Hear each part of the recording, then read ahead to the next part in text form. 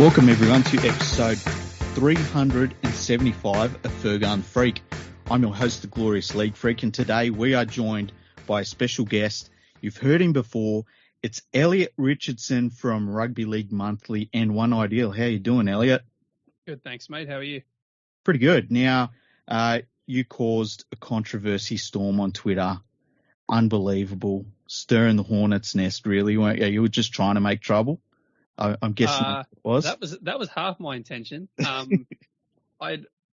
watch a lot of NFL, right? And so you get a lot of the hot takes during the NFL season, and the Packers have been knocked out the week before. So my interest in the NFL was just seeing how much carnage was going to occur during it's not the divisional round, it's the championship, the NFC and AFC championship games.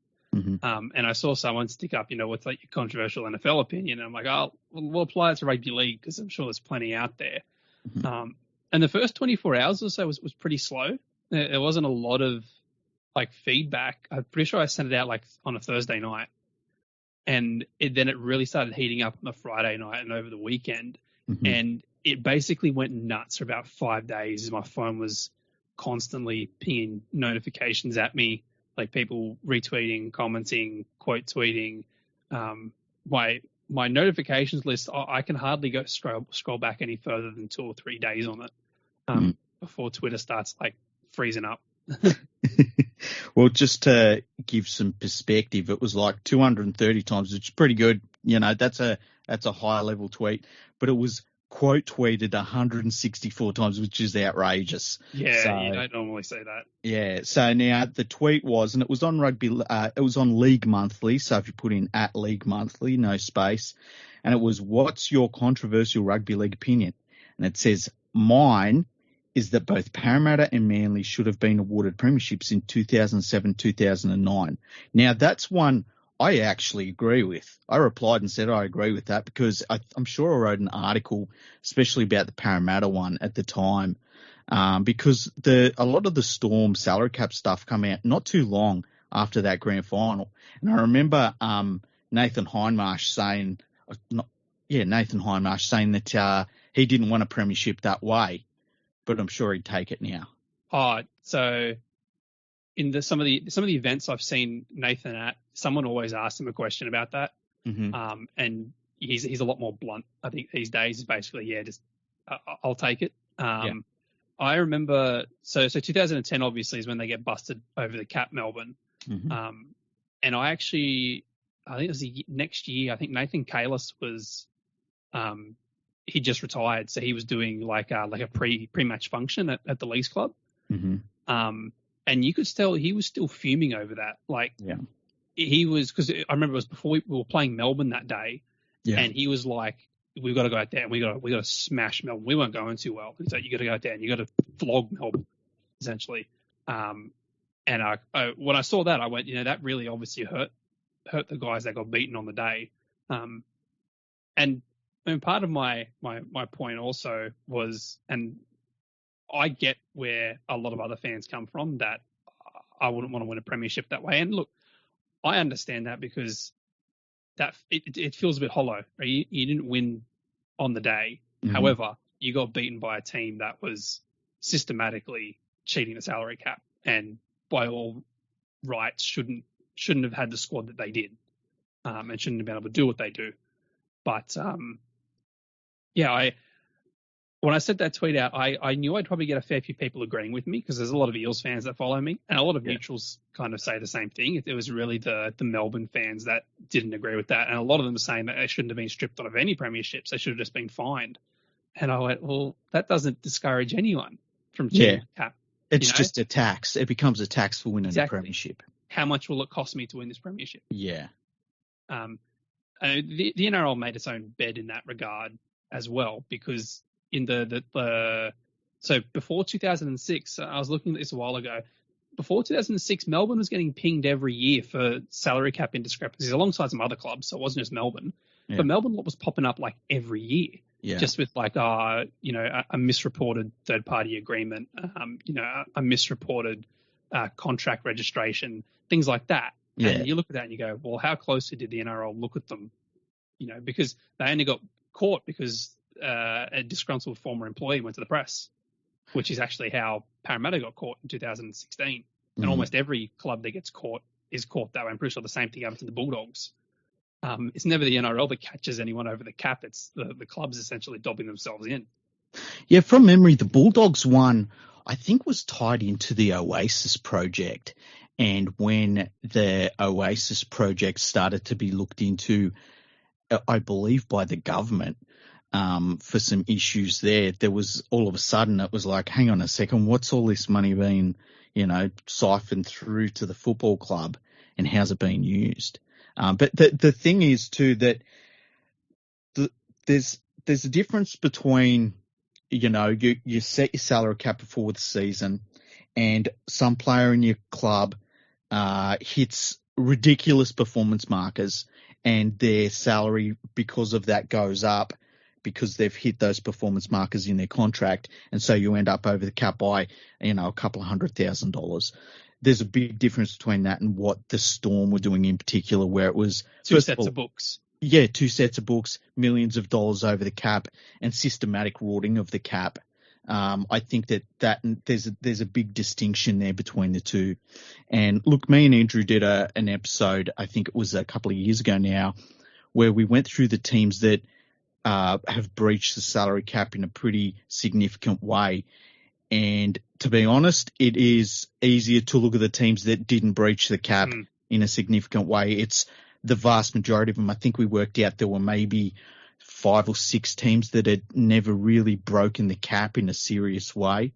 And that's going back to the Canberra Raiders. Like, that was one of the things. To bring that up. Yeah. Andrew talked about it. He replied to this tweet and he was saying, well, the Raiders should lose their 1990 premiership. And it brings up something interesting about the Parramatta Eels one, in that I think at the time, coming out of a grand final loss, you would say, no, I don't want to lose. I don't want to win the premiership by almost default because it was taken off the other team. I think as time goes on, that feeling dissipates, where I'm sure, as we talked about Hindmarsh and all that, they take the premiership now. I know for 1990s one, I can't see any of the Panthers players or any fans that would say, no, we don't want that premiership. Like, yeah, give it to us, I think time sort of dulls that feeling. Sorry? Yeah. I mean, you end up with 4 premierships. I think, the big thing, particularly for Parramatta, is the disappointment is probably what, at the time, you would have said, I don't really want the premiership in 2010. And then, you look back on it more than 10 years later and go, yeah, I'll gladly take that, considering what we've been through since then. But, we are also in that bit of that awkward position of that was one grand final for us and then we were done. Manly came back the following year and flogged them 40-0. Yeah. And Penrith got their revenge in 91. They turned up and they beat the Raiders, who were over the cap. Yeah. Whereas for us, it was kind of like that whole fairy tale just got blown up. And I guess that's probably what hurt as well, is no one had banked on us in the middle of the season making the grand final. And then to get that close and then find out that not only were you that close and you were a couple of questionable calls away from the premiership in the grand final. And Tim Manor, I think, said last year, he was like, if that game went for another 10 minutes, we would have won that. Which is a bit of a Vince Lombardi quote, though. They didn't beat us. We just ran out of time. But yeah, like you do all that work to drag yourself into the finals. You get to the grand final, then you get beaten by a team that you find out shouldn't have been there in the first place. Yeah. But the thing that has also come out is, and I think I spoke about this with on the Hypothetic Rugby League podcast last year, because we were looking at the Parramatta salary cap scandal. What would have happened if they hadn't have been busted for that? And obviously that's a bit different to what happened in Melbourne. First of all, that we were completely and utterly incompetent in trying to execute some form of salary cap swindle, given we had all that crap literally on the record at board meetings. Yeah. But also that they took our Nines title office. And I'm like, the Nines doesn't have a salary cap. Otherwise, how much was Brad Fittler paid for playing for the Roosters? Or Jason Croker for Canberra, or Ruben Wiki? Those clubs rolled those players out in the Nines. Are you telling me that either there's no salary cap, so why was it taken office? Or if there is, did they manage to fit those players under the cap? Like, how much did they pay them? Yeah, look, I can see both arguments. I don't know where I sort of sit with that. Like, I can see where the NRL says, look, we can find them, we can take points off them, stuff like that. But the only thing they've won's the nines competition, and we kind of have to take that. But I also see your argument as well. Yeah, that was my feeling. Just went, we've got to take something off them because that's what we did to Melbourne. But it's like, Melbourne cheated the competition where there was a salary cap, and the nines is like you have to have a minimum number of top 25 players, and the majority of teams, including us, were rolling out a good chunk of under 20s guys. Like, I'm pretty sure in 2016, like, Bevan French was the top try scorer, and I think he'd played, I don't know, like 10 games or something the previous season. Yeah, so it wasn't like we're rolling out the A grade side with a full complement of stars. It was kind of like, well, we're going to have a decent crack, but there's going to be some guys there like Beretta Faremo, I think, was in that squad. Cameron King was in that squad. So they weren't exactly, chewing up a huge part of the salary cap to be there.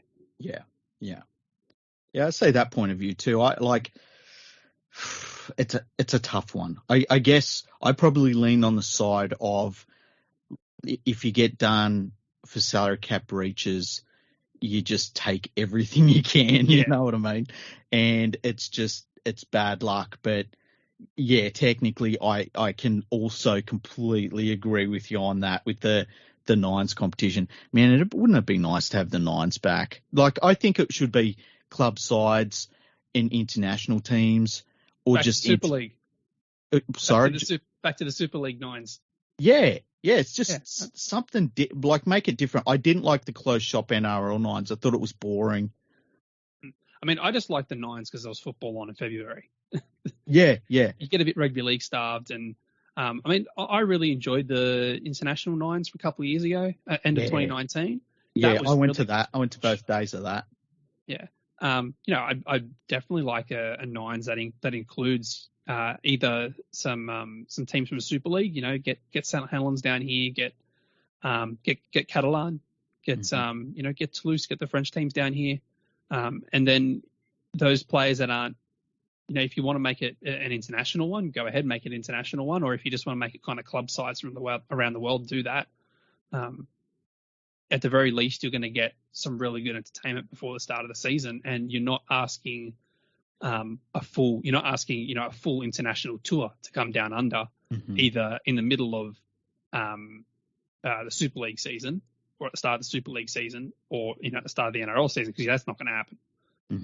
But if you can go, well, look, you've only got to come down for a weekend, and there's some prize money here. I'm sure there'll be a fair few players that'd be happy to come down to Australia for 2 weeks or something in summer when it's snowing in northern England.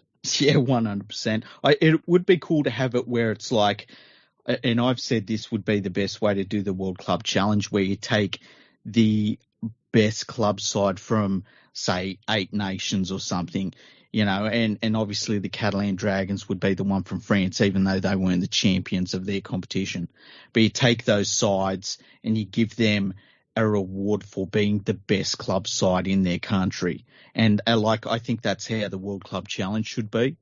And I think it would be cool if it was the world, I keep calling it the World Nines because that's what I grew up with it. If the World Nines was like that sort of competition as well, but it had all the other NRL teams involved and just whoever. The thing about Nines footy is it's supposed to be fun, and there's supposed to be very little in the way of like rules of who can play who. It's just invite everyone, Yeah. If there was a West Australian, team that was a select team, chuck them in. I don't care. Just have as many teams as you want from wherever, representing whoever.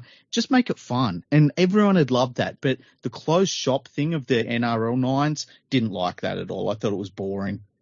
Well, it just turns into a corporate event then. It's just something run by the NRL for the NRL's benefit. Yeah, and there's something fake about it. There's something, I don't know. In many ways, you almost turn it into a one weekend big bash. Everyone said the big bash has gone too long. Well, if you just cram some nines tournaments one weekend in summer after the end of the big bash and go, you can come along for a full day, half a day, whatever you want. Because that's what I really like about Rugby Sevens. I went a few years ago with my wife, and she's not a big rugby league or rugby union fan, but we turned up there for half a day to sit down and watch I think we got to see Australia play one game, but we watched a lot of the other nations play, and it's just good, entertaining sport without a lot of, the rugby rules, which is ironically resembles more rugby league when you watch sevens than it does rugby union. I mean, okay, you got some partially contested scrums and partially contested lineouts, but it's a lot more rugby league looking than rugby union looking. Yeah. When I went to the World Cup of Nines, what was that, 2019, I think it was, which feels like about 10 years ago. Yeah, it's been a long decade. Yeah. It's the memories I have of it, and I spent both days there. The memories I have of it aren't the Australian team playing. It's of seeing all the other players play. It's about seeing how they go in situations, because I think with a lot of NRL talent and talent like players that have been involved in State of Origin, or the Kiwis been involved in Test matches as well, they've got an adaptability to a new situation, new surroundings, new teammates. So they kind of slip straight into a representative team mode. But then other teams, they haven't got quite that sort of regular sort of changes like that to their players. So you got to see players out of their element a little bit and things like that. And I thought it was really interesting. And that's what I want to see from Nines footy. I want to see something I'm not expecting. That's when it's fun. Yeah, I also thought that the Nines offered some NRL players the chance to play for Australia that otherwise might not. I mean, as an Eels supporter, watching Clint Gutherson and Mitchell Moses play for Australia, even if it's Nines, that was great because they wouldn't normally get that opportunity. I really can't see either of them pulling on an Australian jersey. First of all, given the Kangaroos hardly ever actually play. But second of all, the depth in the halves. Mitch had to wait for Nathan Cleary to go down injured and then kind of battle it out with Adam Reynolds. Unless Mitch has the greatest season of his career and significantly, wins the Dally M, I can't see them picking him for the World Cup later this year. So I like that aspect of it, that you got some players play a style of football that suits them, but otherwise they wouldn't normally get picked in a representative side. Yeah, true. I'm just thinking that, like, for Moses, he'd have to play the way he plays in the first 6 weeks of every season, the whole season, because he looks like a world beater in the first 6 weeks of every season. He's unbelievable. Yeah. And then it falls off. So what is the next sort of theme that you found in the replies? I think it was just kind of naturally everyone went from discussing the teams breaking the salary cap to like, well, maybe we should get rid of the salary cap. Why do we still have it? And I think, case in point is, okay, go look at England. If you would like these same two champions battling it out season upon season, there's your sport. Go watch that. I'm a big Premier League supporter. I follow Liverpool, which obviously makes it a lot easier because my team's not battling relegation. We're not sitting mid-table. We battled for top 4 last year, but we're second again this season. And if you're not one of those top sides, it can get very mundane very quickly. Yeah. You've got the thrill every week of winning or losing or drawing, but you know that you're not winning the comp. You know what I mean? And in all honesty, for 16 teams to enter a competition every season and pretty much go, look, we're not winning it. That's not a competition you actually, I wouldn't say want, because the Premier League's the largest sporting competition in the world, but I think from a rugby league survival point of view, that's not a good thing. Like last season, I think there was something like 70+% accuracy in terms of tipping. Because of the new rules, it became pretty easy to know which were the good sides, which are the bad sides, and pretty confidently pick that the good sides are going to win every week. And I can see the argument against the salary cap as well, because it's only been around for 30 years, and rugby league in Australia has been around for well over 100. In that, some teams are punished because they can't retain a junior because they're worth too much now. And I think there's got to be more caveats built into the whole salary cap system. I'd like it to be completely transparent. You post the pay of each of your players. And that way I think you have a lot more faith in the system, because right now, myself included, there's not a hell of a lot of faith that the salary cap's actually being enforced properly. I'll go back to Todd Greenberg's time, and he basically said, look, if you don't dob yourself in and we find out, then you're in trouble. That's basically like, well, go ahead and cheat if you want to, because we're not really going to check it. It's only if you get caught that is a problem, which is a problem if you're trying to enforce a salary cap. The thing that, if I go back to 1989 when they introduced it, I would not introduce a salary cap, but I'd introduce a points cap like they have in the NRLW. Mm-hmm. So what they say, or what they've got, is a point system, and it's based on the number of rep games you play and who you represent outside club football. So I think it's like if you played Origin last year, this season you're worth 10 points. And every club has the same number of points that they do the same in the lower grades in footy in New South Wales. If you play A grade, I think your team has 100 points or something that they can fill up each game. So if you're playing against a side like Wentworthville, who could potentially go, hey, we're not going so well in Sydney Shield, but we could go win the A grade competition, it's preventing them from dropping their entire Sydney Shield side into A grade. Right? Yeah. Because if you're in Sydney Shield, you're worth 10 points. Yeah, yeah. So you apply that to the NRLW. You play for New South Wales or Queensland last year, well, you're worth 10 points this year. And if you played for them in 2020, you're worth this many points, and you go back like that. Or, you've played for the Kiwis or you've played for England. I think that's a much fairer way to structure a competition because it's objective. Your value of Brandon Smith, it might be different to my value of Brandon Smith, and it might be different to the contract he signs with the Roosters.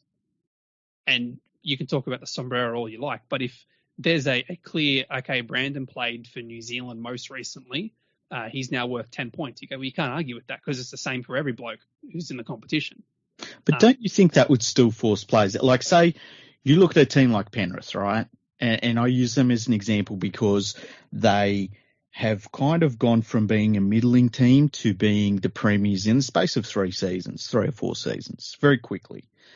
And like I could see and they've also had a lot of players go into representative teams very quickly as well.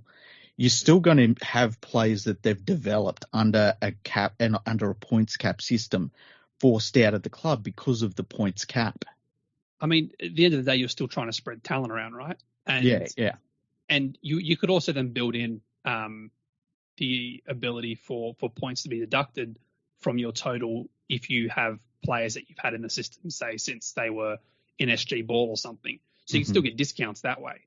And, you're still recognised for that, because if you're applying a discount for a monetary value, at the end of the day, you're still going to get players forced out, because Nathan Cleary, 25 grand off his contract is nothing now. Nothing. It would have been something 3 or 4 years ago. Yeah. There's nothing now. And it's the same with, Jerome Luai or Brian To'o, those type of guys, they're worth a lot of money now. And the salary cap dispensation the NRL hands out is pretty bloody poor. And like I said, they really need to increase the amount of dispensation they give the clubs that develop their own talent. Yeah.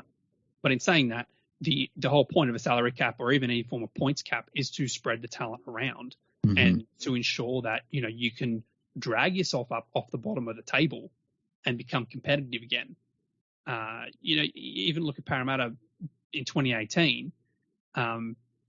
We picked up some guys like, we picked up Regan Campbell-Gillard at the end of that year in junior polo. We got them because their clubs are under a bit of a salary cap squeeze. Penrith took one look at RCG's contract and went, well, that's ridiculous. Yeah, we need him off the books, even if we've got to pay some of it. That's what Phil Gould does to a lot of contracts he signs to players.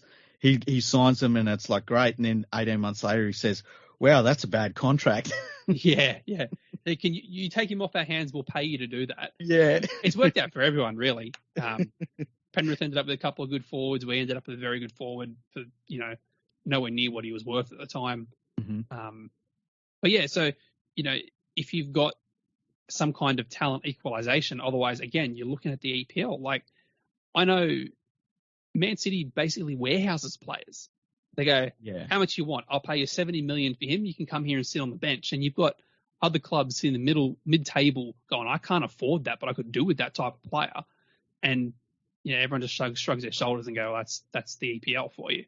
And they do it with a lot of young players too. And I think that one of the interesting things about their system is they do it with the top clubs just hoover up talent from all over the world and they'll mothball them almost.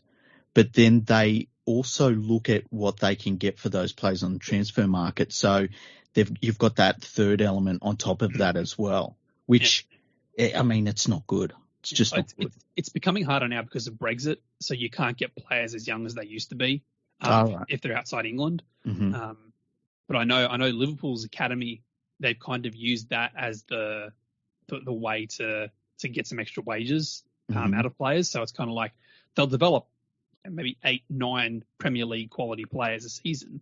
But if you want to play for Liverpool, maybe only 1 or 2 of those will actually make it for the club. And the rest go out on loan or get sold, and they might get sold for £5 million. But, you sell 5 guys for £5 million, that's $25 million you've made, essentially, because your expenditure might be $1 or $2 million on the entire academy setup, But, getting back to a salary cap is, I think it would also, if you had a points cap instead of a salary cap, it takes some of the pressure off the young guys, because you're not going to, you shouldn't really be paying a bloke $1 million a season if he hasn't played a rep game yet. But do you think under a point, say you did have a points cap, I think with those young stars, they would still get paid big money. Because I think they'd still get paid big money, but because they'd be the valuable players. Like say a Kalen Ponga, when he is at the Cowboys still, he becomes one of the most valuable players in the game just for the fact that he hasn't played rep football yet and he hasn't played too much first grade football yet, but he's clearly a first grade player.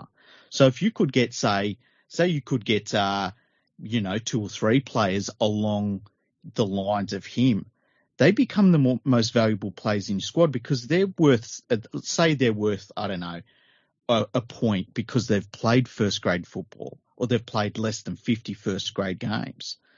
Like, those players are what you need really to win a premiership. First of all, it's not just your stars. It's the players that have just come into your squad on their first contract that they're the ones that kind of fill out your team.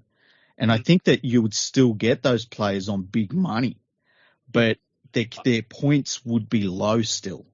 Yeah, you could still kind of value a player however you want to value them. But it also means you don't get the situation where a team's entire starting 13 is full of rep players.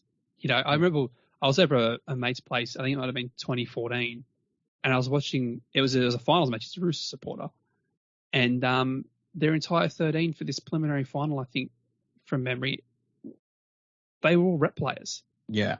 Their entire starting 13, and you go, how can you seriously, and I'm not just trying to, needle the Roosters over this. Yeah.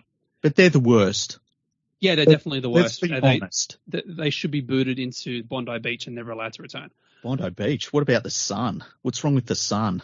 Well, Bondi Beach is closer, and the borders are only just opening up, so that's true. Nice and cheap solution is just Bondi. But I get what you're saying there. You can still easily overvalue a player, but I'm also on the idea that it gives you more. If you're not going to open up player salaries to be public, to say, look, our competition is even, then a points cap is a lot more objective. You're not going to be arguing, and then teams can pay players, whatever they think they're worth. But you're also not going to then get in the position of, millions and millions of dollars being tied up in a couple of players and that then screwing your salary cap up. I think it also means that, I haven't refined the entire system, right? But I think you could also look at what's the maximum number of points a player can jump in a season. So if he's a 1-point player or 2-point player and he happens to be an Origin bolter, you could go, okay, he'll be a 10-point player in 2 years' time, not next year, right? He'll be a 5-point player next year because of the fact that, he was only 1 point last year. So you could look at a cap on the number of points a player can jump in a single season. And I mean, that's probably more, not so much Origin, but the guys that play for New Zealand, because you get some New Zealand sides that they roll out. They'll pick someone virtually out of reserve grade. Like they did that with Chris Ninu. He played one first grade game, and then he was playing for New Zealand the next week. So that type of thing. Because like you said, if you're the Panthers and you all of a sudden have 6 players playing Origin after you had 1 player the previous year, that can cause a problem with your cap. And then, I mean, you can look at things like soft caps, and if you just wanted to keep a salary cap, look at a soft cap. So, in a 3-year period, you have to spend less than $30 million. And however you want to structure, that's up to you. But each season, you've got to spend 90% of that cap, up to 105% of your cap. Yeah, I see what you mean. So I don't like the NBA salary cap system, which is a soft cap, where they basically, for people that don't know, they've got the salary cap, but you can spend quite a lot beyond that, depending on how you structure contracts and how you trade for contracts and things like that. But every dollar you spend over the salary cap, you get taxed. I think it's 3 times at the moment, something like that. You get taxed by the league for it. So say you're spending $10 million over your cap, you've got to pay the league, I think it's $30 million. The thing is, you get some teams that are like, yeah, that's the tax, and we don't care about it, we'll pay the tax. And then you get a situation where, I mean, the NBA, it's not too dissimilar to the Premier League in the sense of you start the season, there's only a few teams can really win it, and there's the vast majority of teams are not even close to winning it. And I don't think that's good personally. No. Well, you've had, in the past decade, you've had one team kind of outside of the Big Five win the Premier League, and that was Leicester. Yeah. The rest of the winners have been City, Liverpool, United, Chelsea. Arsenal's not even in that, which is insane. Yeah. Yeah, and you don't want a competition where only a handful of clubs. I mean, there are still going to be the good teams and the bad teams in rugby league. We've got one benefit in that it's not a first past the post system. So you can get in the finals, and they'll tell you every year our finals are a different ball game. And it does even out, I think, a little bit in the finals, and we've got that ability where you can get the odd upset or the odd surprise from 8th spot making a preliminary final or something. But yeah, obviously removing the salary cap is not something you want to do in the NRL. It's going to be, it would very easily be exploited by, I think, the clubs that will benefit the most from that would be Melbourne, the Roosters, Brisbane, Souths, probably Parramatta and Penrith, and probably probably the Bulldogs too, with Phil Gould's connections. Because you look at those sides, they're either, in terms of Melbourne, and one's in town, and they've got a lot of sponsorship revenue down there already. You look at, obviously, Parramatta and Penrith, massive junior divisions alongside big leagues clubs. Even if I know Parramatta's a leagues club, I don't think contributed anything last year. I think financially the football club made a profit. And then you've got Brisbane up there doing what Brisbane does, with their thoroughbreds and their mid-2000s salary cap dealings themselves, right? Take at the very least, you're given the illusion of even competition, even if they are using TPAs and the like. You remove the salary cap and then all bets are off, right? The Titans will probably disappear. So, I mean, when you look at a lot of the sides that got removed around either in the 80s or following Super League, particularly the 80s, it was financial insolvency. Yeah, they couldn't keep themselves running. They couldn't pay players. They couldn't pay this. They couldn't pay that. And I know the NRL at the moment props up a lot of clubs, and they provide every club with more money than they need to pay player wages to ensure that's never a problem. But removing the salary cap is just asking for trouble. I don't think you want to go down that path. Yeah, and the thing too that people forget about the salary cap is it was really brought in to stop clubs spending themselves to death. Exactly. So there's that. I don't agree with having player salaries public. I think that's a private issue. And I've always said that from the very beginning. I think that there's there's one reason why you would want player salaries to be public, and there's probably 100 reasons why I wouldn't.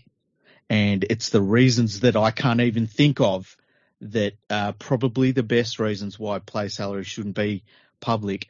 Although I think that we generally get a very general idea about who are the $1 million players. Like we know Taumalolo, for instance, is on $1 million. We know that Cleary's on $1 million. You know, we know that Gutherson's on about 800, 850, maybe set. Like we kind of know whereabouts they are. Yeah. It's really the middle of the road players that you're not sure of.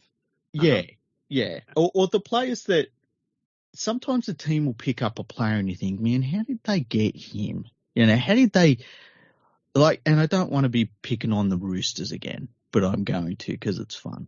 How did the Roosters, what was Sonny Bill Williams on when he come back to the Roosters?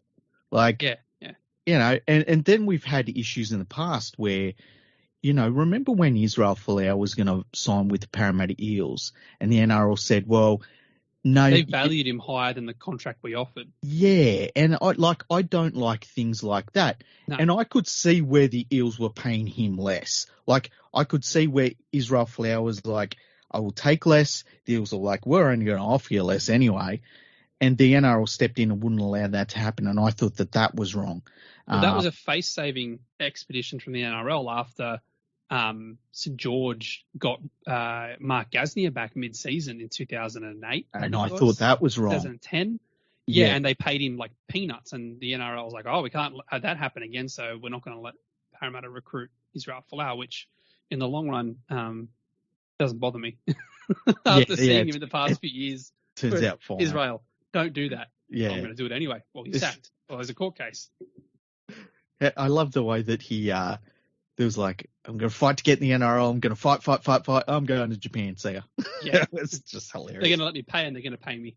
Yeah. No one really knows who I am over there anyway. It's weird. He just disappeared. It's very strange.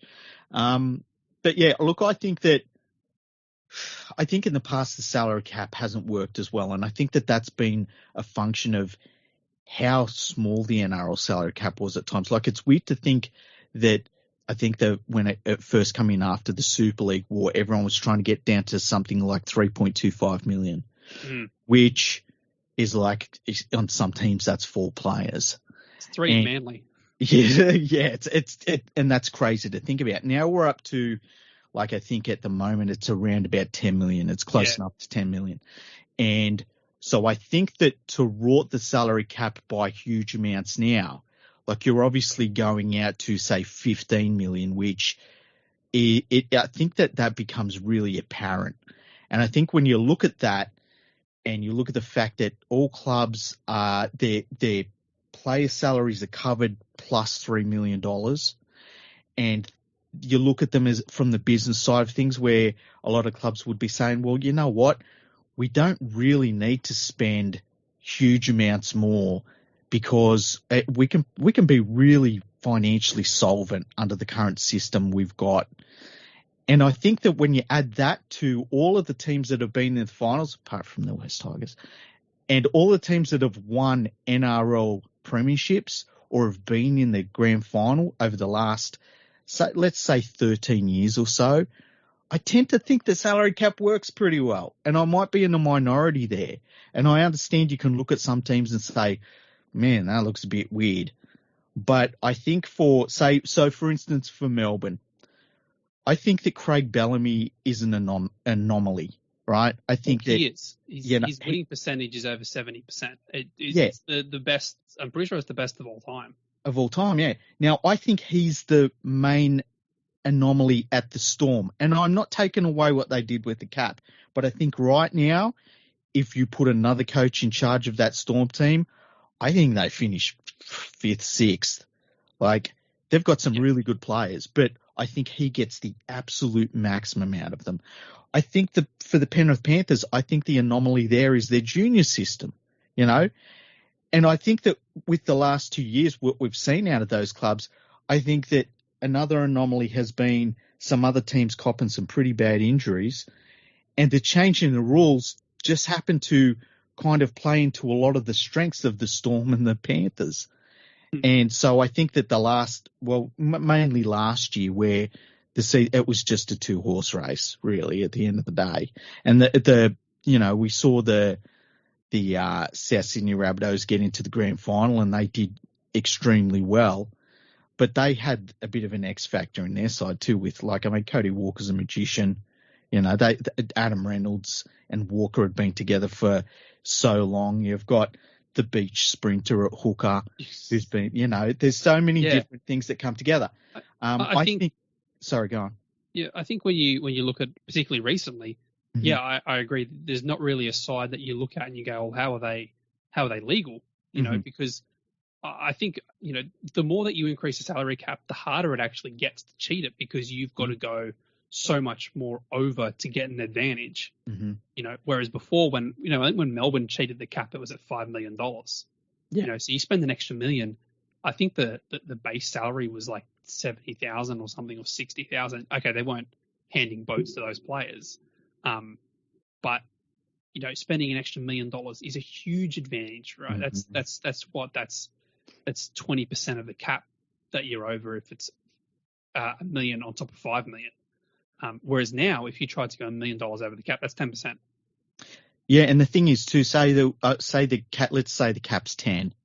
If we found out a team was spending $11 million, it wouldn't be great, but it's not like they're destroying the competition. I feel as though if it was, say, $750,000 over the cap, a fine would probably be fine for that, and that's a whack. You take that back, as you say. They probably take some points off them, whatever stage of the season it is, saying you're over the cap for this period, we're going to fine you and take some points off you, but you won't get playing for no points like Melbourne.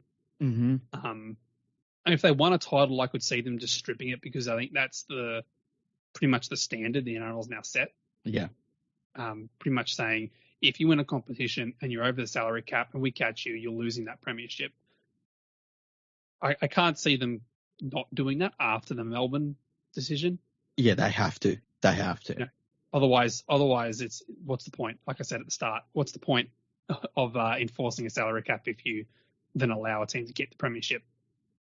I would guess that in the participation agreement between clubs and the league at the moment, there's probably a percentage of the cap that is put in to those contracts that they say, like, if you're over this amount percentage-wise of the overall salary cap, then it becomes the real repercussions, because they do have the fines for if, as we talked about earlier, if, say, a player goes on some incredible run from being a rookie and all of a sudden they're playing test footy and it's like, wow, we've had him down for being $100,000 player. Now all of a sudden, with all of his bonuses, he's up over, $250. But yeah, look, I think that if you broke the cap now, it would be so outrageously obvious. But then again, you look back at them Storm teams, and it was so outrageously obvious, So. Pretty much the entire Queensland and Australian spine. Yeah. In that side, alongside a pretty star-studded forward pack as well. Yeah. And then Greg Inglis and Israel Folau in the back line alongside those guys. You go, how did we not think they weren't over the cap? Yeah, the quality of players that they had. We were all young and stupid. Exactly. Yeah.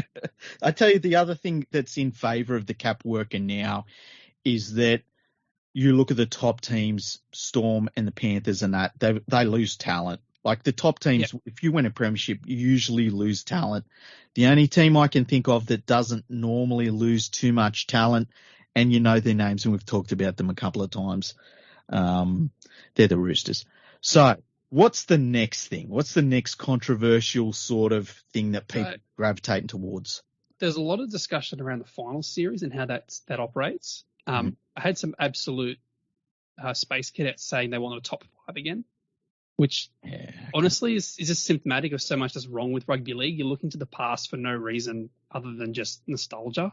Like, back in my day, we had a top 5 and that was a fine system. It's like, we got a 16-team competition now and it's going out to 17 next year. Yeah. In what world do you think a 5-team final series is actually going to improve the product. And there were also some decent arguments around the McIntyre system being put back in, because they liked the idea that third or fourth could get eliminated if all the bottom sides win their first week. But then what's the point of playing for top four if you don't get an advantage? Or the other question is, should you get an advantage for finishing third and fourth? Because quite often those positions are sorted out based on for and against. Yeah, and look, I think top two is fine. I think you finish in top two of the NRL. You've had you've done well. 3 or 4, I kind of agree with you. It's like, I'm sorry, at some point, you're not the top two teams, I like the McIntyre system. I know that a lot of people didn't like it, and there was a lot of whinging from the media because my guess is that it didn't work with their schedules and they couldn't write ahead of time about certain things. But I liked a lot of the aspects of, every round of the finals, you're getting rid of the 2 worst teams, the 2 lowest ranked teams. I thought it was really easy to follow personally. And I understand not knowing who you'll play next week wasn't great, but there were real positives about it. The thing I don't like about the current final system is in the first week of the finals, the best teams have the harder games. And I think that's ridiculous. Yeah, where's the advantage if you finish first and second? Okay, you got to play the other 2 top 4 teams. I think if you're going to change it, I'd look at the NFL and not talking wild cards or conferences or anything like that, but teams 1 and 2 get the first week of the finals off. Yep. And every game is elimination. I agree with that. I would love that. Something very weird about watching a finals match, and there's 2 games that doesn't really matter the result. Okay, one team gets a week off after this, another team's playing elimination. But I know as an Eels fan, when we did that in 2020, when we finished, I think it was 2020, we finished top 4. Watching the first week of the finals was just weird. Like you're going, well, we could win this or we could lose it, but we're not out of the finals. Yeah. It was a very, very awkward way to watch a game, because you're still invested in the outcome, but it's not like do or die this week. Yeah. And as I said, it's so weird knowing when you watch 2 games out of the 4 that are on the weekend, oh, well, it doesn't really matter the result here because no one's actually getting knocked out. Yeah, it's a strange one. I completely agree. I'd love just a straight top 2 teams get the first week off, and then from then on, and it's just a knockout comp from then on. I think that would be great. And look, if you're the top side and you lose against probably the lowest rated opponent that goes forward, man, you should have won. I'm sorry. Yeah. What do you want? It's you don't get things handed to you under that system. I like that. In terms of how many teams are in the final series, I remember the final 5 was fine at the time. I think times have changed now.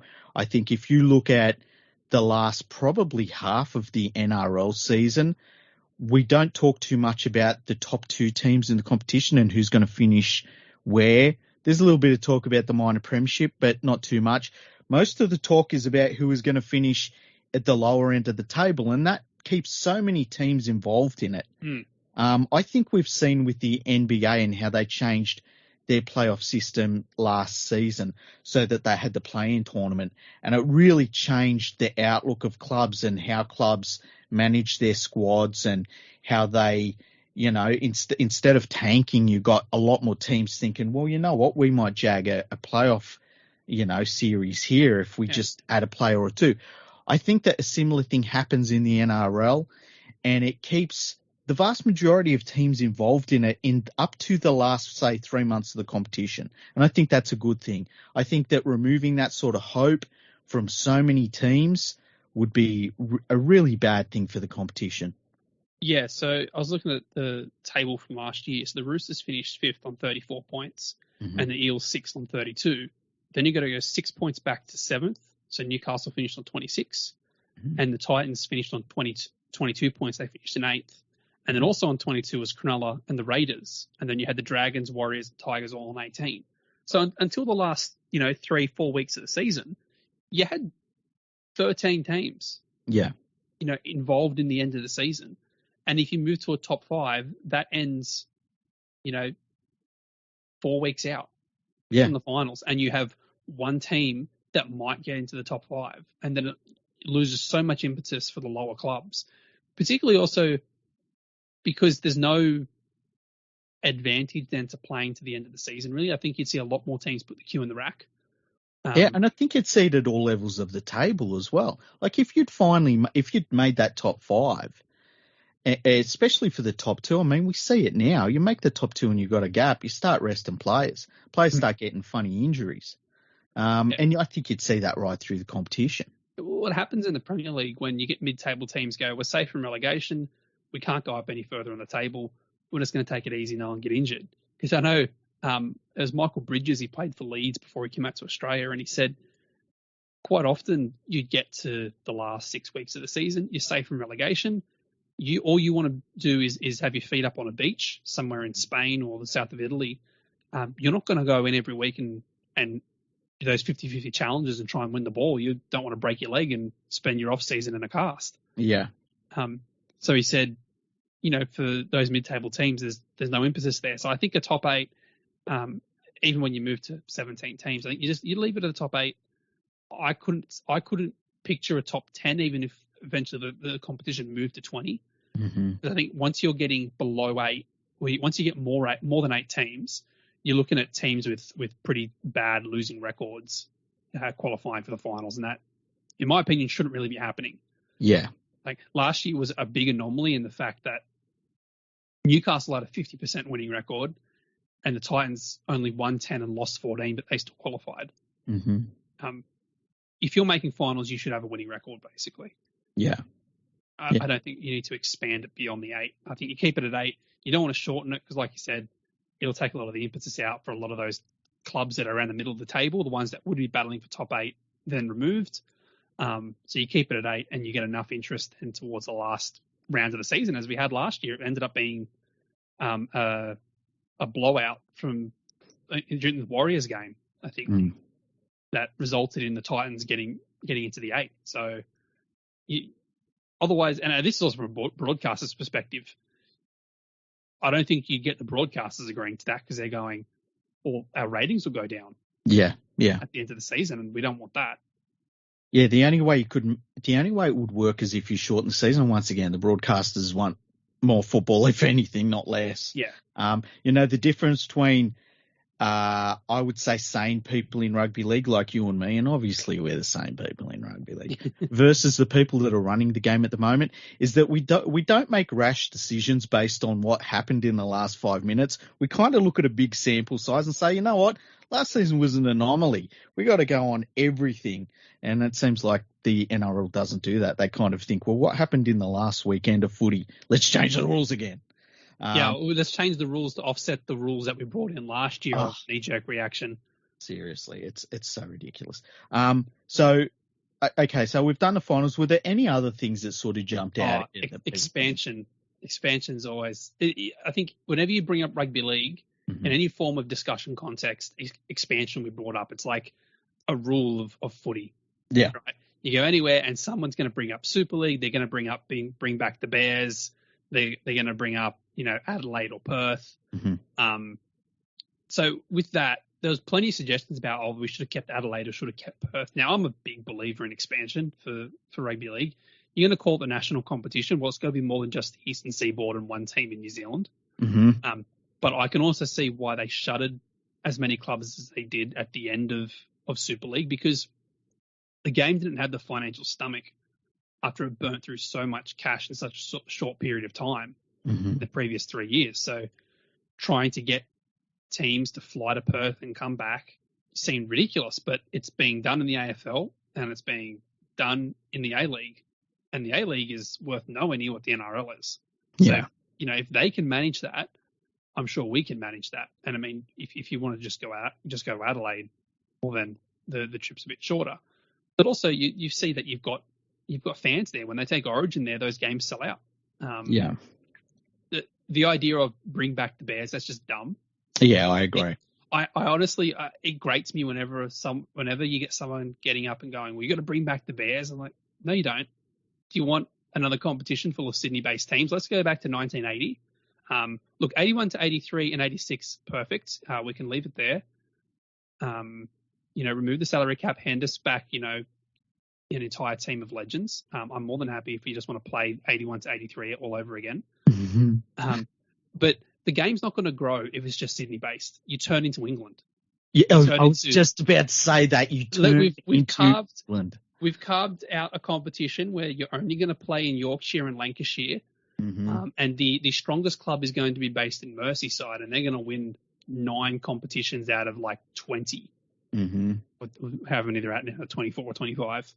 And the teams that used to challenge them are nowhere near what they used to be. Bradford's been relegated, and Leeds is hopeless. Yeah, and like 4 champions, 4 different clubs since '96, and one of them, it doesn't even play in the top grade anymore. It is exactly that. It is the perfect example of what would happen. What happens when you don't expand? And thank God that in the 80s, even a little bit before that, the authorities in Australian Rugby League knew we had to expand the competition because, man, it would be a sad, sad competition if we hadn't. Yeah, and the funny thing is in England, the team that's challenging St Helens is Catalan from the south of France. Mm-hmm. The team that got promoted was Toulouse. Mm-hmm. It's not the English teams that are getting promoted or challenging the best team in the competition. It's the expansion sides. And I think you even have to look at it from a Sydney-centric point of view. Is okay, the Tigers, it's not 1908 anymore. Mm-hmm. You don't need to call yourself Wests if you're based at Leichhardt and Ashfield. Yeah. There's not a lot for rugby league to gain by just staying there. Not saying that I want the Tigers to never play at Leichhardt again, because there's still a part of me that's romantic, and you like the idea of Leichhardt Oval, Sunday afternoon, a bit of a throwback to the old days. But the Tigers don't have an identity right now. They should be the kings of Southwest Sydney. They should run the Campbelltown area. They should run Liverpool. Right? It should be, black, gold, and white all through that area. Mm-hmm. And it's not. And they should be based at Campbelltown, and that should be their home ground. Okay, chip some money into the state government, get them to upgrade it a bit, make it into a really good local ground. But it doesn't help when they're building their head office at Concord. Oh, it's ridiculous. How can you grow the Southwest, which is honestly, I believe, one of the most untapped areas of rugby league potential when you're not based there, particularly given that the A-League has gone in there with MacArthur and literally scooped out part of Western Sydney and gone, Southwest, you're MacArthur, you have your own team, you have your own pathway to professional soccer. And we're in rugby league who've been able to get down there for 100 years, basically, and gone, we're not going to do that this year. The Tigers are just going to keep being this nomadic side that plays games at, the Olympic Stadium and plays games at Parramatta, plays games at Leichhardt, plays games at Campbelltown, and they're not actually going to have a home ground. And how do you build a big, massive supporters group if you don't actually have a home? Yeah. And I agree with you. I think there should be, and the league has talked about it, building a new stadium down in the southwest of Sydney. It's the fastest growing area of Sydney. It is going to be bigger than most cities in Australia very soon. It's got its own airport. I don't understand why the Tigers wouldn't be saying, look, if we can get a stadium built that's easy to get to down in that area, just copy paste what they've got at Parramatta Stadium, copy paste what they're going to build at Penrith Footy Stadium, whatever. Just get a new stadium down there and stay there and make that your area. It's kind of crazy that if they don't do it, someone else will do it. That's the thing, and I don't know who it would be that's going to do that, because, the Bulldogs, they kind of are playing at the Olympic Stadium, and I think they're kind of holding out hope that the Olympic Stadium will eventually get upgrades so it's a rectangular stadium, which needs to happen. I think that's underway at the moment. I thought that they put that off. they put that off for a while. I think it will happen. I think they just we kind of need to get maybe 5 years past COVID. Yeah. But, and they've also got Belmore that they still go back to. And I kind of see that as that's what the Tigers could be looking at. You know, you build your nice new big stadium in Southwest Sydney. You play out of there most of the time, and then you have it back to Leichhardt for a couple of rounds a year. So you still got the Balmain side of the mergers happy. You still get the fans going, I still want to go to Leichhardt and watch the footy. But let's be honest, Leichhardt's a relic. Yep. There's still wooden bench seats there. There's still the hills and stuff. It's great to look at football there, but it's not a modern stadium that $1 billion game should be playing out of. So if you want to play a couple of games there a year, fine. But your home should be a big modern stadium that is easy to access from not just the local area, but people who want to come from interstate to watch games, or if you've got a transit area around the stadium that it's easy to access. Because I know Leichhardt's not particularly, commuter friendly. Look, I've never been there, and that's why. Because the idea of going to a footy game, and look, I have to drive a good hour depending on the traffic. For Sydney traffic, it's between an hour and 3 hours. You never know. Yeah. But to then search for parking and then to sit on a hill, that doesn't appeal to me. I'm sorry. And I love rugby league. I really do. But I'm just not going to do that. I've got better things to do with my time. So... And that's why I haven't been to Leichhardt Oval. I'm just not going to do that. I'd rather go to a Parramatta Stadium where I know I've got parking. I know there's all of the good food facilities. I know they've got plenty of toilets. I know they've got plenty of seats with all great viewing. I know if it rains, I'm not going to get soaking wet. That's what people want today. Yeah. So my dad says the same thing whenever he hears commentators crapping on about, sitting on the old hill. And he's like, the old hill at the SCG was trash. Yeah. He's just like, you had to fight with people to get a spot, right? People would take your spot and, they'd get hammered and they'd be a pain in the ass. And that's what sport was in the 70s and the 80s. You had Cumberland Oval with a dirt track around the field and the grandstand that should have been condemned long before it was burnt down.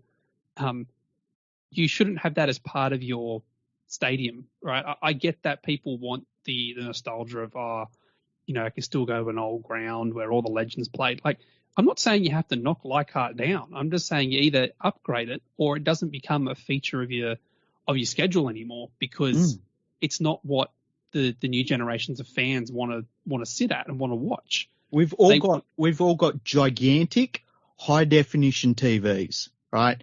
We can all order pizza for the price of parking.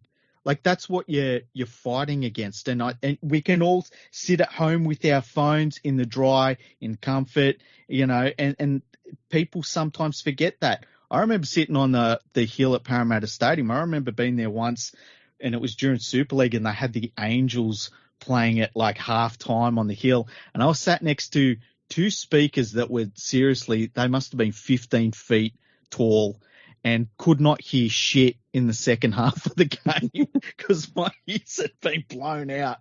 But, the grass would be wet. You'd be sliding down it, and the tickets were cheap. But, damn, give me a seat. And, the thing I like about Parramatta Stadium is, yes, it looks different, but that is the same patch of dirt that Ray Price ran around on and Peter Sterling ran around on. It's the same place. And it's not about the buildings around it. It's about this is the place where those players played. That's the important part of it. Exactly. I had no issues when they knocked down the old Parramatta Stadium and built the new one, because I'm like, we needed the new one at the time. It was, the old one was outdated. It was very difficult to access for disabled people. The facilities weren't great. And I know they improved it gradually over the years. But it was nowhere near what it had to be for what Parramatta is today. Yeah. The other discussion around expansion too, is that I'd like to see us definitely go outside of a traditional rugby league ground. Go to Adelaide or Perth or a second New Zealand side. Something that actually says we actually want to expand the viewership. because I kind of got why they went for a second Brisbane team, because they've been talking about that for pretty much since the Broncos came in. Yeah. Got to have a second Brisbane team in there. So I kind of get that.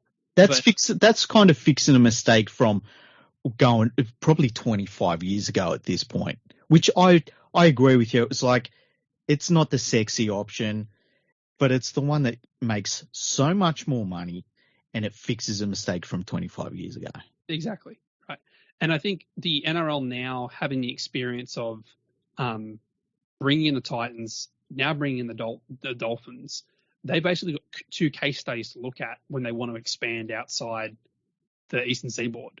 And they can go, well, what's worked, what hasn't, what support do they need over in Adelaide or over in Perth, and how do we give it to them to ensure they're competitive from the first year? I mean, even Melbourne, the fact that Melbourne came in over 20 years ago now, and they were so almost instantly successful in the way that they almost provide the perfect benchmark, really, of what a new side should be able to do. Yeah. I mean, they had a fantastic setup basically from the get-go. I think Chris Anderson was coach. They had Greg Brentnall, I think, was down there and involved in recruitment. I think they had it was John Rebo was CEO. So they had a lot of very experienced rugby league people to help them set it up. Yeah, and they also had they had a couple of teams that had just been dissolved, so there was a lot of players available. They benefited heavily from the consolidation period. Yeah. You go and pick up Glenn Lazarus, Brett Kamali, those types of guys. It's always going to improve your side. But in saying that, like I said, Adelaide and Perth are outside your traditional grounds, but there's fans there. It's just the NRL has to be prepared that when they do that, it's a long-term project. Yeah. Right. They're not going to immediately turn around and be superstars, either on the field or financially. The league has to be prepared to kind of pull them along for a little bit, and they can't get bogged down in, well, they didn't turn a big profit this year, or they're not playing great. It's like, what can the NRL do to ensure that they are at the very least competitive? Yeah. And I think the other thing is too, you've got to point to how much money the game gets out of TV revenue from those added teams. I think that's why the next team will probably be in New Zealand. Yeah. Because it will add to the game's revenue, TV revenue over there. And I honestly think it will help the New Zealand Warriors. Oh, 100%. When they get some competition. I was talking over the off season on Twitter about where that second New Zealand team should be, and it went back and forth between Christchurch and Wellington. And honestly, I don't know the perfect place. There's talk that Christchurch could be getting a indoor stadium that's around 25 to 30,000 seats in the next number of years. And if they do that, I would go there because it's a rectangular stadium. You don't have to worry about the elements. It'd probably be built on Rugby League Park, which is obviously a rugby league, very a lot of history there. So I would look at that. Expanding to New Zealand, it gives the Warriors a local derby, which means you're going to sell tickets. Yeah. It then gives you a much larger pathway for the Kiwi players to look at, because the All Blacks, you're not going to beat the All Blacks. They're the cream of the crop. If you're any good at rugby union, you want to play for the All Blacks. And hell, even if you're good at rugby league, you want to play for the All Blacks. And I get that. They're one of the most successful sides of the past 30 years. But there are plenty of guys out there that I can imagine know they're not going to play for the All Blacks. They're not going to represent their country in rugby union. And hell, you get two NRL sides over there, and all of a sudden, because the vast majority of the New Zealand national side is made up of the Warriors. The other thing is too, you've got $20 million worth of salary cap that those two sides are spending in New Zealand. If I'm the New Zealand Rugby Union, I'm like, holy shit, man, this is rotten. Yeah. Because you see a lot of guys, particularly over in New Zealand, they flick between union and league quite often. They play union on a Saturday and league on a Sunday. And you can, as representative of the Warriors or whatever this second franchise is, rock up and go, all right, you got a bunch of under 18s here. We've got a pathway to professional football. We've got this much money to spend. A lot of those guys are going to at the very least get interested and come over and have a look at playing the sport full time. Yeah, and that was the worst thing about losing the under-20s competition. You had young New Zealand players who were just at that point where they were like, what way will I go? They had a professional under-20s Warriors team they could go into. They were on TV every week. They were playing against the best young talent that was in Australia, which is from all over the place as well.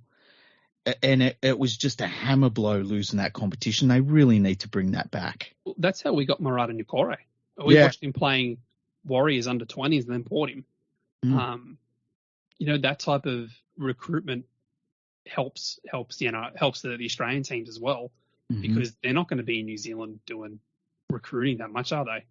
Let's be honest. No, you don't have to do much when this is a thing people forget about the NRL teams in terms of international recruitment is you could literally not leave at certain areas of Australia and never have to recruit outside of them. Like if the Panthers wanted to just say, we will not sign anyone outside the Penrith district, they'd still be a pretty damn good club. They wouldn't be what they are today, but they'd be a lower tier finals club still.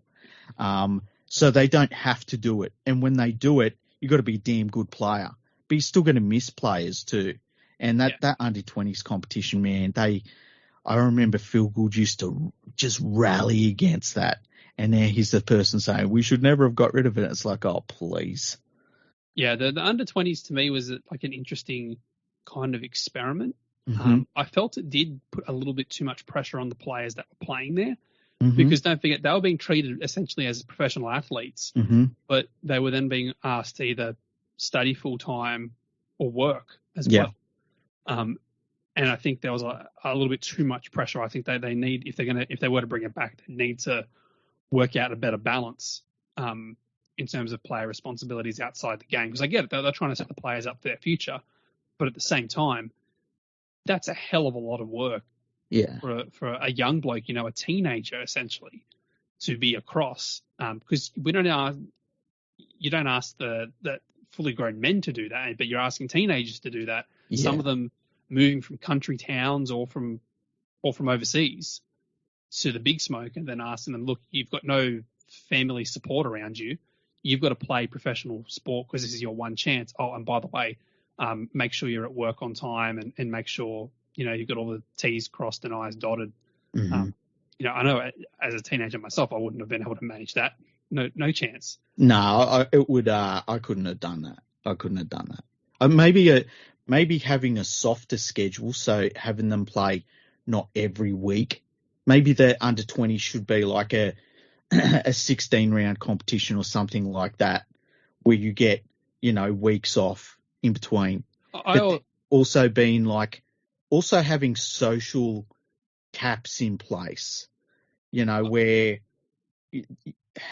I don't even know what you would need to really sit down and think about it, because I agree with you 100%. You don't want to affect young men, and I guess it would eventually be young women. They'd bring in a women's comp, but you don't want to affect them and hurt their social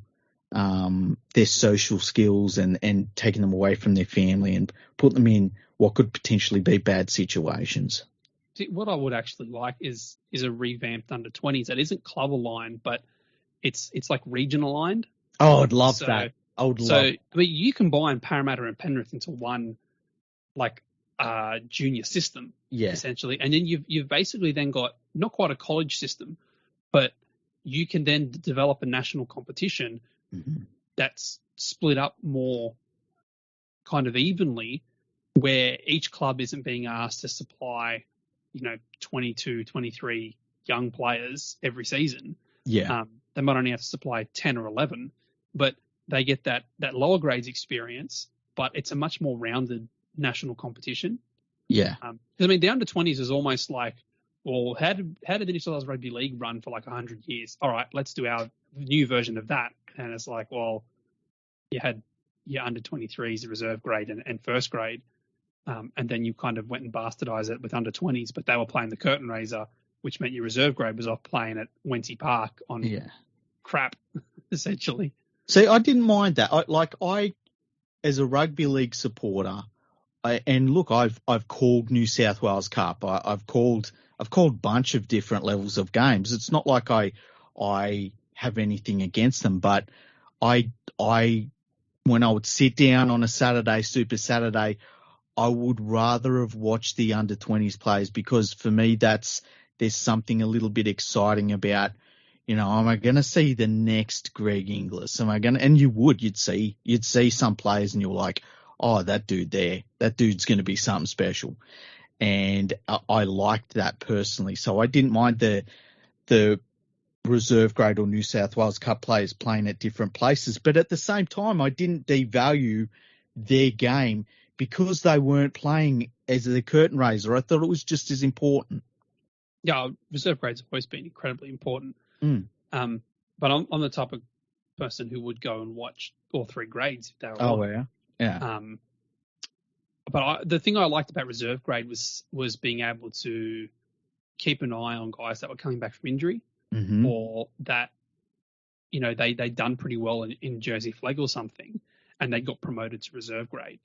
I think I remember, it was like the Eels sides of the 2000s, is you saw some of those guys coming through and you got to follow their careers from their debut in reserve grade into first grade. Yeah. And I'm pretty sure the first time I saw Filipaina Moimoi was him playing reserve grade for us. Mm-hmm. And, watching him wind up and you go, oh, Jesus, he's going to be lethal in first grade. And then other weeks, you'd see, Nathan Hindmarsh running out in reserve grade because he's coming back from injury, or Nathan Kalis. Mm. And you could see the difference there in an NRL player and a reserve grade player. It was a big learning ground for a lot of young guys. So when I was watching the 20s, I liked it in that it was a very exciting game to watch. But what I didn't like was the fact that it felt like they were kind of harming the development of the players themselves. So I'll take it back to Andrew Johns' start of his career. Mm-hmm. And this is from Matty Johns' book that he released a while ago. He said Joey, as a teenager, played against Cliff Lyons, who was at the end of his career for Manly. Yeah. And he said it was reserve grade, and Cliff Lyons tore Newcastle to shreds and just embarrassed Joey on the field. And he said that impressed on Andrew just how good you had to be to play at the NRL level. Yeah. And in a couple of years, Johns was making his debut. And I'm not saying it was because he played reserve grade that he's as great as he is, but it gave him a reality check kind of very early on in his career to go, this is what you need to do to get to that level. And I kind of felt down to 20s they were putting a buffer between them and actually learning what rugby league was about. Yeah, there was definitely an element of that.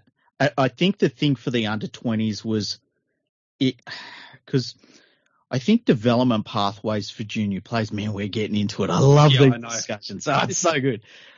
I think the development players, the pathways for players, it's not one size fits all. So sometimes you get somebody who, say you've got an under 20s comp, and it's just obvious. It's like this 17-year-old kid could play first grade right now. He is athletically ready to do it. I think of someone, and I know we're not supposed to talk about him anymore, but Jared Hayne as a youngster was just ready. Jason Taumalolo, incredibly as a forward, was just ready. There are some young players that you look at and it's like, let them destroy their peers for 1 year and they can go straight into first grade and they're ready. Then there's some players and Cody Walker's a great example. They need years. So last year was a great example. Sam Walker, teenager, makes his NRL debut, and in the same season, Makahesi Makatoa makes his debut. He was 28. Mm-hmm. I get what you're saying. Players, they develop at different rates and they're ready when they're ready. Mm-hmm. And Phil Gould talks about this a lot, and I agree with him on it a lot, is that you can't try and have one system that every player goes through and then cast them aside when they're not in the NRL at the age of 21, because, guys like Macca, guys like Cody Walker, even Nathan Ross when he was at Newcastle, those types of guys, they might not mature to their mid-20s, late 20s, but quite often they bring something different to a team. They bring that level of experience in reserve grade, and they bring that bit more level-headedness because, they've had to be working part-time for the last 6, 7, 8 years. Jamal Fogarty's a really good example. He was at Parramatta for a year too. Yeah, and goes to the Titans. He's just comes in, and all of a sudden it's like, oh, this dude is playing like a veteran because he was a veteran. Yeah, he's played over 100 games of Queensland Cup and New South Wales Cup. He knows what he's doing out there. I love players like that. That's the thing I love about Cody Walker is that this guy, I can't think of another word to describe him outside of he's a magician. I know I said it time and time again, but he does things on the football field that it's a little bit Cliff Lyonsy in that you're like, how the hell did he do that? He's not the fastest. He's not the strongest. He's not the biggest. He just does what he does. It's beautiful to watch. And he learnt that in the lower grades. He learnt that, there would have been plenty of teams that would say, he's 23. Yeah, he's done. And then he gets into first grade and it's like, look at him. This is an origin player. I love those stories. Yeah, I think so. Just to wrap it up, because we were talking about expansion. Yeah, once upon a time, and we are talking about South. So on the expansion front, we'll just kick them out of the competition again. Yeah, let's get rid of Sydney. Fine. They've been back for 20 years. They've had their run. They had a good run. They could have stayed in if they won the grand final last year, but they didn't. So But, it happens. Look, their next expansion. I mean, do you think it'll be New Zealand? I think, like you said, commercially, it probably makes the most sense. Yeah. TV rights, big tick. You're already dealing with a time difference that everyone's well adjusted to. Yeah. And then you've also got a large pool of players that you can then possibly attract, whilst also giving the Warriors essentially a hand because they're going to have two derbies a year. I think you'd have to nail that into the schedule. Is that you would have to, both those teams would have to play each other twice a year. Yes. You couldn't have a year where there's one off. You need to have them playing twice a year. But yeah, that makes the most sense to me. An expansion in New Zealand, wherever I look, I have no idea about where the heartlands are, rugby league and rugby union in New Zealand. All I know is that there's a hell of a lot of players over there that should be playing rugby league and should be playing in the NRL. I mean, I'm an Eels fan, and I'm selfish. I like Dylan Brown playing for us. I like Isaiah Papali'i playing for us. I like Murata Nyakore playing for us. But if there were two New Zealand teams, they probably wouldn't be playing for us. Same with Warrimu Greg. Those guys were all not picked up by the Warriors or released by the Warriors, and they came to Australia for a shot, essentially. And Warrimu went to the Cowboys first and then came to us. But, if there were two teams there, it might not have got that far. It might have been, well, the Warriors doesn't want you, but the other club wants you. So you can stay in New Zealand, stay with your family, and you can play in the NRL. And the other thing is too, like, you look at someone like a Dylan Brown, and I'm the same as you. I hope he plays his entire career at the Eels. I love watching him play. But if his choice is to play in Australia or play for the Warriors, I can see him saying, man, I don't think that's the right situation for me. Having that extra option where it's a different club, different people involved and stuff like that. And I'm not bagging the Warriors. It's just another option. It'd be like if you wanted to live in North Queensland, but you weren't a big fan of how the Cowboys were doing stuff at the time. It's just having those extra options will be great for those Kiwi players. The thing I like about the next expansion step for rugby league in Australia, or the NRL in particular, I should say, the next one's going to be a true expansion of the competition. We've ticked all the boxes now. We're good for the base. Now it's time to go elsewhere. And no matter if it's New Zealand, if it's Adelaide, if it's Perth, they need to get rid of the Pirates name. The Pirates name's ridiculous. Got to call them Quackers. If it's PNG, bring back the Rams. The Rams are good. The Rams are a good name. Hey, I've just ordered a Rams shirt actually. So, oh really? That's very cool. Yeah. Steve Mascord's been selling them, so I grabbed one. I thought that's gonna be fantastic. But there's something about that Adelaide Rams name. It shouldn't work, but damn it's persisted. It has. I mean, bloody Dennis Fitzgerald and Jack Gibson wanted to change Parramatta to the Rams in the 80s because Gibson obviously big fan of the NFL and looked at the St. Louis Rams. They were blue and gold, and they didn't kind of feel that eel really fit look they were going for, but thankfully they got talked out of that because I like having an Indigenous name as part beautiful. of our club. It just encapsulates the colours beautifully. But yeah, the Rams just seem to fit in a sporting context, which is so weird when it's just like it's a sheep with horns. Yeah. What are you doing here? But yeah, it just fits particularly for Adelaide. Yeah, there's something. It's very, very strange because I remember when they announced the team names, and obviously a lot of the Super League teams are very Americanized names, but there's something about that Adelaide Rams name. It just feels right. And I agree with you. They would have to be the Adelaide Rams. I would hate to see the only way it could not be the Rams is if it was the Adelaide Sharks. And then it's like, well, that's, that's pretty, and it fits in well and stuff like that. But Perth cannot be they've got to be the Quokkas. Just an adorable, angry little quokka. Like trying to be angry, but it's just so cute. Oh, I'd love that. So we've talked about expansion. Was there anything else that kind of cropped up that you were like, oh, that was interesting? No, I think that was kind of the main points a lot of people were making. As I said, it was a bit hard to keep on top of everything that came through. Because it exploded, yeah. Now, it would be remiss of us not to talk about the passing of two greats of the game this week. We lost Johnny Raper, who just one of the all-time greatest players, one of the greatest characters in the game's history, one of the great winners. He really changed the way that the lock position was looked at in rugby league. Very skillful player, enough skill to play 5'8", without question. Really was one of the players that focused very much on his fitness. And at that time, it kind of wasn't something that players were looking at too much. I mean, they wanted to stay fit and healthy, but he really took it to a different level. And it was very sad to hear of his passing. And then just today we found out that Olsen Filipaina, he passed away today as well. We've lost both of them too young, I think. And two real pioneers of the game in different ways. Yeah, Raper, there's not much more that can be said about him. An immortal, one of the first immortals, 8 consecutive premierships with St. George, and then he captain coached the club as well. You can tell he's just a fan of the sport, considering he came back to coaching later in life in the 70s and finished his career at Newtown. Like you said, he changed the way the lock position was played. In many ways, the lock positions kind of changed back to the way that Raper played.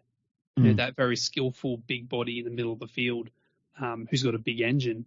But I mean, he was part of that St. George side that really they were going to be the fittest team in the competition. He was the fittest of the lot. You don't have the type of career that he did in the era that he did and play for as long as he did if you didn't look after yourself. And of course, Olsen Filipaina, trailblazing Polynesian and Māori player for Balmain, Norths and East. So I don't know, he played for East until I was looking him up today. But I think he had a season there. Yeah, there was a point in the late 80s, early 90s where basically everyone had to play for Easts at the end of their career. When you look at the lineage now of Olsen, and you look at we've got a huge number of Polynesian and Pacifica and Māori players. A lot of them probably aren't here if he didn't kind of become the first player to do it. And, clubs can't get enough of players from that heritage these days. But for him to do it in the 80s and, stare down racism like he did in a very tough era that he spoke about a couple of years ago when his book came out. But also just that I think I might have written it in my newsletter this week or something. It's something about staring down the mortality of a lot of the guys that I didn't grow up watching these players, but I grew up hearing stories about them and seeing highlights. I mean, we've also got Steve Mortimer's not doing too well in hospital. Royce Simmons is battling with some issues as well. Yeah, his diagnosis that he's announced this week. Being particularly, even though I'm an Eels fan, hearing about Steve Mortimer was tough because I remember talking to my grandfather and people of his age a few years ago about Mortimer and Sterling, and to look at what's happened with Steve and you go, those types of players they are literally getting old in front of us. and it's funny, even though I'm not even 30 yet, and I can remember as a kid looking at highlights of these players and seeing him interview, and I go, oh, they don't look that old, and that's where your brain remembers them from. And then you see, like, I saw them interview Steve Edge, like, during the week about Johnny Raper, and my image of him is nothing like what he looks like now. Yeah. And I spoke to him a couple of years ago, but I only spoke to him on the phone. Yeah. But my memory from him is like the early 2000s. Yeah. I think it might have been 2006 when there was like a 20-year reunion of the 86 grand final. He wasn't part of that team, but they just had like a Legends thing. Just a lot of those players where my brain goes, oh, they still look like they're in their 50s. And then you actually look at them and go, oh, like, they're in their 70s. Mm-hmm.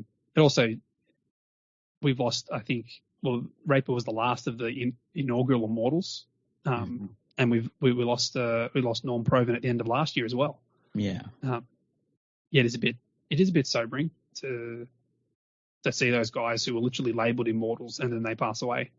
Yeah, and the thing is too, like, the thing with Raper that I've been thinking about is just all the experiences and stories and things that are now, if they're not recorded, they're gone. And, that I guess that's the thing about players and people like him is that, as long as we remember them and we remember the things they did and their character and, I never saw Raper talking without a smile, without a bit of a cheeky, he always seemed like he was about to say something cheeky. And it was always, he was one of those people that whenever you heard him speak, it was like you were learning something. It didn't matter what he was talking about. And, as long as you remember those parts, like that's immortality. That's, people in 200 years in rugby league history will talk about the Provens and the Rapers and the Gasniers and players like that. And that's their immortality. That's why they got those tags. And, but it is so sad to lose those people that you look up to as, they're like gods of the game. You think of the rugby league gods and it's their faces, and it's very sad to lose people of that stature within the sport. It's, I feel for his family and those that are very close to both of them. And, because I know as fans, we feel their loss, very heavily as well. And I can't imagine what it's like for their family and close friends. Yeah. It's when you look at those guys from the 60s and 70s and even the 50s as well. When I'm growing up, they're still quite involved in the game, and it's almost like sometimes they drop off from the news cycle and the like as they get older, and then we kind of only hear about them when they're sick or when they've passed away.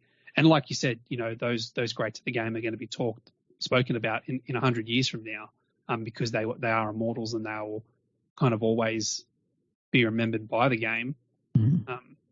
And I also think a big part of that is the fantastic work the NRL's done with their Heritage Museum as well. Like, you can go in there to, I think it's Moore Park, and you can look at the teams that Raper played in and then see his name there on the honour board as well. And also I think, I'm not 100% sure on this, but his name would also be up there at the SCG. I'm not sure if they've got an honours board up there for the premiers, when the grand finals used to be held there. I'm pretty sure they do. Yeah. I have a feeling they do, because I think that I've seen something with Clive Churchill's name on it, and I was like, man, just to see that board would be, Yeah, I mean, that's part of also that bit of history. His name's etched in stone there. It's engraved up on, and we could move. We could never play another game at the Sydney Cricket Ground, but it's always going to be part of his legacy there. That he represented Australia there, and he represented the Dragons there, and he also represented New South Wales there as well, even if it was before the Origin period. But yeah, it is very, it is very sad to see some of these legends go. and some of them quite quickly. I mean, last year we lost a lot when you look at some of the names that passed, and Bob Fulton and Tommy Rodonigus, and I think it was Arthur Summers last year as well. And we did. Yeah, we did. It's rough, but man, it's part of life. It's not It's not a fun part of life, but it's part of life. Every journey has an end, and man, what a journey that those two legends had. Now, where can we find you? And tell us, because you're doing so much this year. I'm really excited about all the projects you've got going. So tell us all about them. Yeah, so you can get my usual written stuff at rugbyleaguemonthly.com. But the two things I've launched this year is a daily news podcast that goes every Monday to Friday. So it's up about 5 a.m. I don't write it at 5 a.m. and record it. My wife would kill me. So I'm writing it the night before. But it's basically your overnight fix of rugby league news condensed to within 5 minutes. So if you need to catch up on, scores or, general rugby league news, you can grab it there. That's called the Rugby League Daily, and it's not just Australian football; it's around the world. So you're getting updates from the Super League and from the Championship and what's happening in France and around in the different countries that play rugby league. Because there's not a lot of news that actually cover anything outside the NRL or England, but there's so much actually going on in the rugby league world. Another thing that is running is on YouTube. It's called the Extended Bench, and that runs twice a week, Monday and Wednesday at the moment, it's mostly just season previews for each club. So each week I'm doing 2 clubs. I'm up to Cronulla and the Raiders next week. Mm-hmm. But I'm also throwing in some rugby league history. So there's one up at the moment on the Super League War. Trying to simplify that into 10 minutes is good luck. I've done it. It was a pain in the butt, but I did it. And I got a well done from Steve Mascord and the guys at Rugby League Digest. So obviously I must have done something right. Didn't get anything horribly wrong. And I've also done one on French Rugby League and it's collapsed during the Second World War. Mm-hmm. So during the season, it's going to be more looking at analysis. Once the season starts, analysis of what's happened on the weekend, playing around with some animation because I can't use footage from Nine or Fox unless I want to get copyright strikes. Mm-hmm. So we're looking at some animation there, as well as I've just got some really rugby league nerdy stuff to look at. So I know we spoke earlier about Craig Bellamy. So I've got a video coming out about him that he literally is one of the greatest coaches of all time and the greatest coach of the modern era when you look at winning percentages. So I got a whole pile of graphs and stuff to come out of there. So it's busy. Yep. So as I said, rugbyleaguemonthly.com is all the written feature-length articles, Rugby League Daily podcasts, wherever you get your podcasts, Apple, Spotify, Google, wherever you want, and the Extended Bench, and that's on YouTube. So you can just search Extended Bench. Excellent. And of course, One Ideal, who we can never forget. Yes, One Ideal, which is going to be cranking up as we get closer to the season, particularly with the NRLW, because we have our inaugural side. Yeah, I've seen some really good content out of the club from the NRLW team. Really awesome stuff. I wonder how I would be received if I opened up an account on One Ideal. I feel like it would be halfy. Maybe I shouldn't do that. Look, thanks for coming on. We'll have you on during the year as a regular, so just be prepared. No worries. And as always, we start talking about one thing, we talk about 50 other things. And it's been a pleasure to talk to you once again. No worries, mate. Thanks for having me on. And for everyone that's listening, make sure you subscribe to my Rugby League Monthly. Check out everything that Elliott does. Check out Elliott Richardson on Twitter, and if you Google him, I'm sure if you Google Elliott Richardson Rugby League, all sorts of cool stuff will come up. So don't leave the rugby league off, because Elliott Richardson's also the name of the Attorney General during Watergate. So if you just search Elliott Richardson, you're going to get all this stuff about Richard Nixon and Watergate. I've done that before. That's hilarious. Yeah, so make sure you chuck in the rugby league part, please. And thanks for listening, and we'll talk to you very soon.